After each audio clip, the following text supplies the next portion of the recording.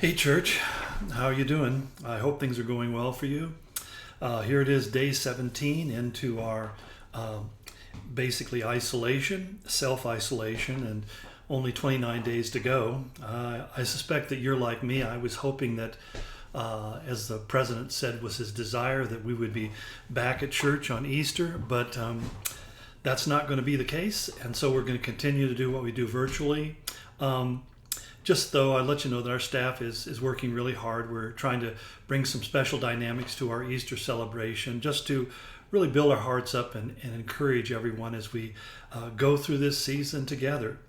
Um, as I look at the problems and the situations that we're dealing with, I mean, I remember how my kids used to always make fun of me when I'd complain about something and say, well, you only have first world problems. And I thought to myself, well, that's actually true. I mean, in our culture, in our part of the world, we're pretty well insulated. In fact, I was reading something by John Stonestreet this morning where he was quoting the famed psychologist Abraham Maslow, who, by the way, I'm not a tremendous fan of Maslow's, but I do think that what Stone Street had to say was pretty insightful. He said, to borrow from psychologist Abraham Maslow's hierarchy of needs, we are that rare people who can take for granted the most basic needs will be met.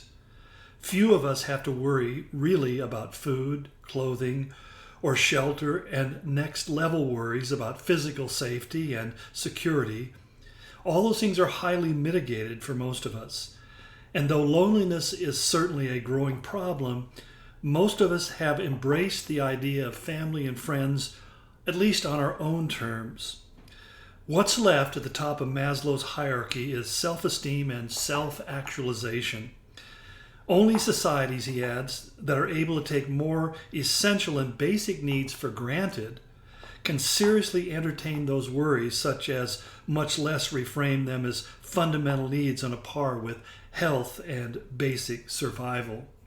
Uh, as I was reflecting, I thought how true that is, that I find myself so put out by the inconvenience and the limitations on my movements, and yet I know that in many places in the world, people are really struggling just to put food on the table. Here I have lights and electricity and heat and refrigeration and transportation and relative good health and all those sorts of things. And we oftentimes stop being thankful for that because our focus is instead on the things that are the irritants of the particular moment that we're in. I'm reminded too also about Martin Luther, who wrote extensively during the Black Plague. In fact, for he and his peers, the Black Plague, or the bubonic plague as it's called, was part of life. Every 9 years there would be a new outbreak of the plague that they had to deal with. From the year 1347 to 1527, an 80-year period, it repeatedly came back again and again. In fact, it still manifests itself in some parts of the world today. I was in India once when they had an outbreak of the bubonic plague. But they say that the Black Plague killed about 200 million people in Europe and in Asia. And basically that was 40 to 50% of the world's population died in that plague.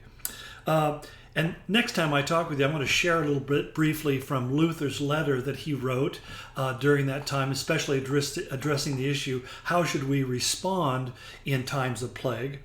But what I find really fascinating is what was the source of the bubonic plague, and it really came in changes in transportation. I mean, epidemiologists say that whenever there's an increase in travel and transportation, there's an outbreak of some kind of pandemic in the world because it can travel so much more faster. That's kind of the idea of staying in place, that if we're not interacting, we can't spread the virus. But it's interesting because this is also where we got our word quarantine. It comes from an Italian word, quarantina, which was what the Italians would do when trading ships would show up at their ports. They would require the cargo and the ship and its passengers and crew to stay on the ship for 40 days until they were sure that there was no plague on board. That was how long they realized it would take for the plague to manifest itself and begin to take lives. And when it took lives, it took them quickly. I mean, people died within 24 hours from the time that they contracted until they were finally dead.